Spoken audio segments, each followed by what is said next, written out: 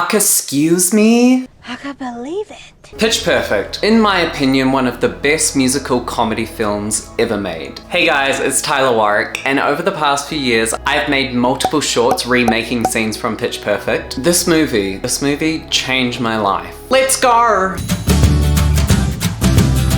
Whenever people ask me what my style of humor is, I say, watch Pitch Perfect or Bridesmaids. Pitch Perfect and Bridesmaids are my favorite comedy films of all time. And this style of comedy is something that I've always struggled to put into words. I'm sure people can put a very good definition on it. It's like dry, cynical, slapstick, and it's that style of humor that I use in my everyday life. Recently, the video of Kelly Osbourne on The View went viral again.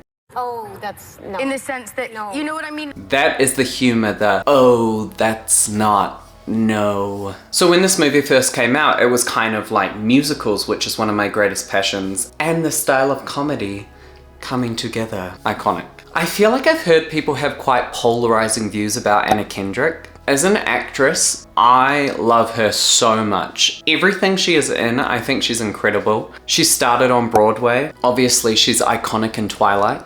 That's so funny.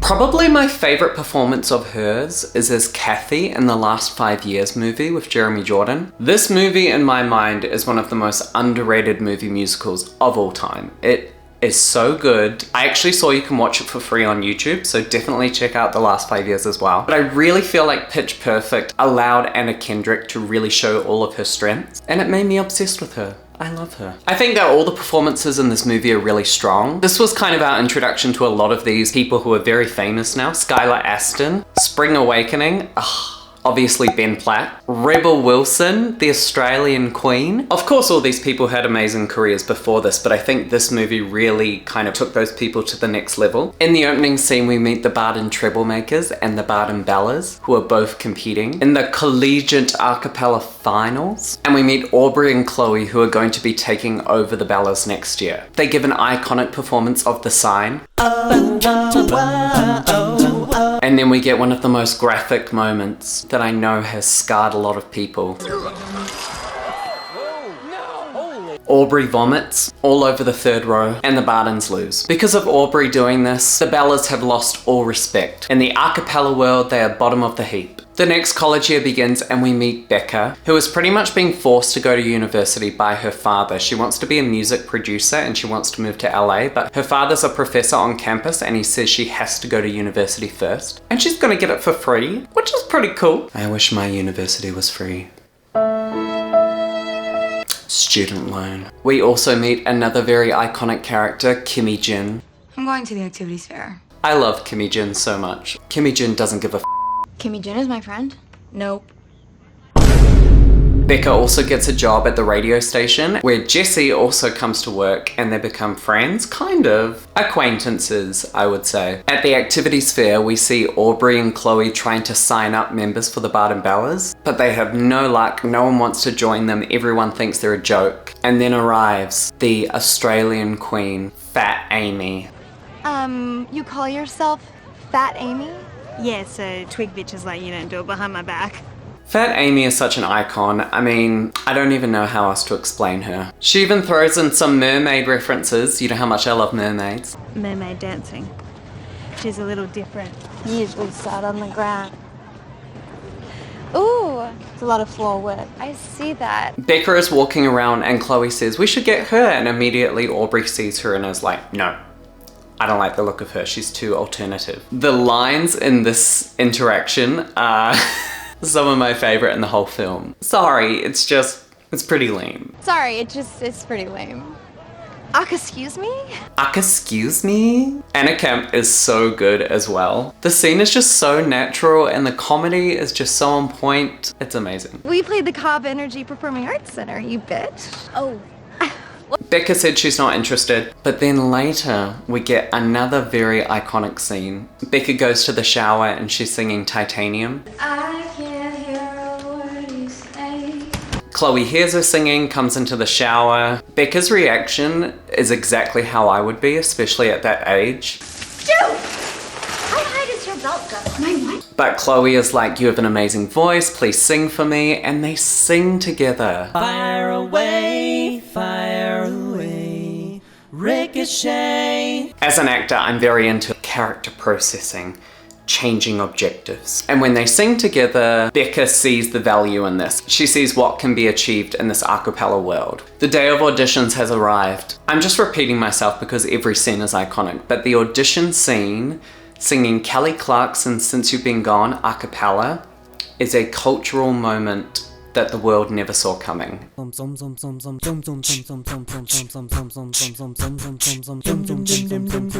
Changed lives. The auditions end and they're not very happy with the selection they have to choose from. Then Becca arrives late and says she didn't know they had to sing that song, and Chloe says, okay, sing anything you want. And now we get the most famous scene from the movie that to this day people still know, the cup song. Even if you know nothing about Pitch Perfect, I'm sure you've heard of the cup song and what a cultural phenomenon it was. I learnt this the year it came out. I got my ticket for the long way round. 2 bottles of whiskey for the way. And it has continued in my mind to this day. Actually, when I recently made this video, people were like, how many times did this take you? And I was like, this is so ingrained in my muscle memory now. Like, I don't think I'll ever forget how to do this. The Bellas are selected and every single Bella is just so unique and so good. And each one of them is so funny and amazing in their own right. Lily. Hello, my name is Elena Kurama. I was born with gills like fish.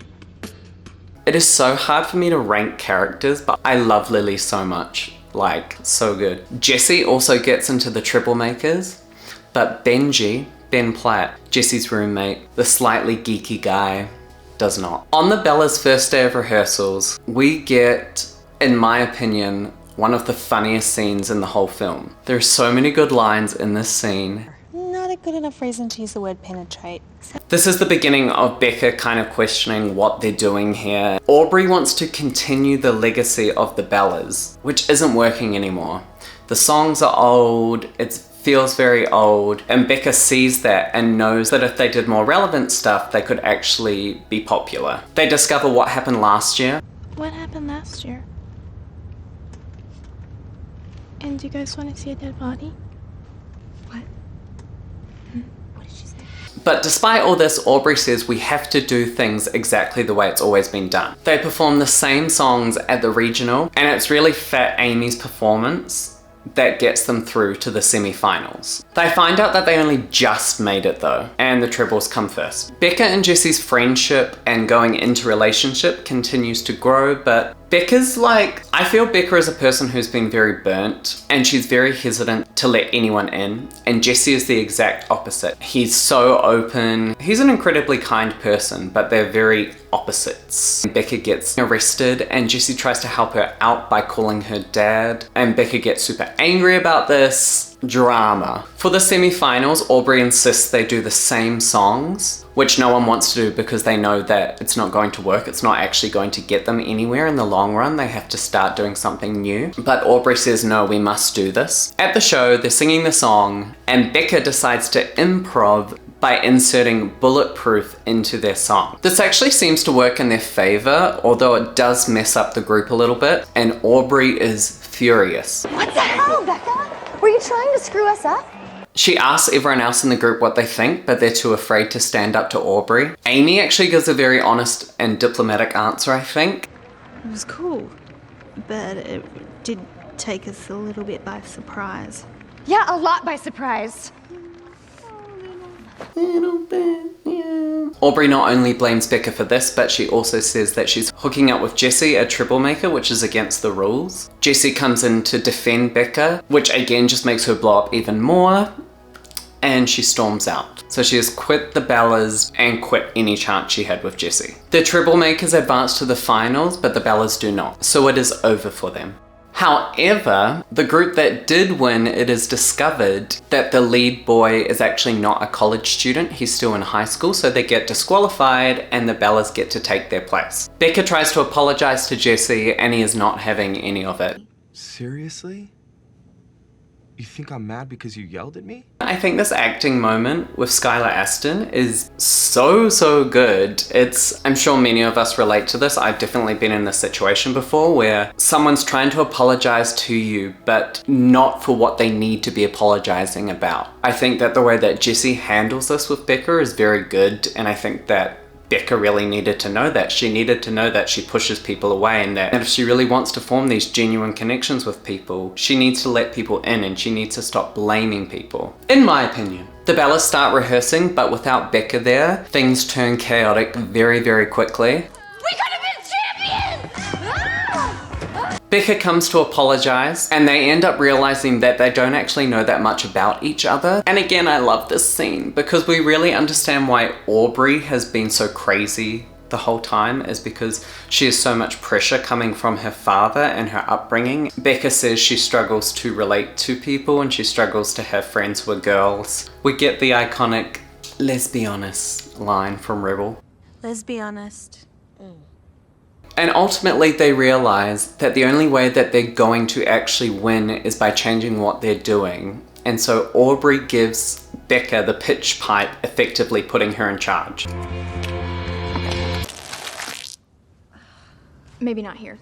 Also, Bumper, who is the leader of the Trebles, quits, which opens up a spot for Benji, and so Benji is able to finally join the Treblemakers. Yay! At the finale, the Treblemakers do a great performance, and then the Bellas come in, and they are the new Bellas. They do a mashup of many songs that they have sung throughout the movie, and also new songs as well. And Becca also puts in the theme song from The Breakfast Club, which is Jessie's favorite movie. And he realized that she does care about him. Becca and Jessie make up, and ultimately the Bellas win. The last scene shows the Bellas holding auditions for the next year to come. And that is my recap of Pitch Perfect and why I think it's one of the best musical comedies of all time. If you've never seen the movie, I highly recommend you watch it. And if you have, maybe it's time for a rewatch. Maybe it's time. Thank you so much for watching this video. I love you all, and I'll see you soon. Bye!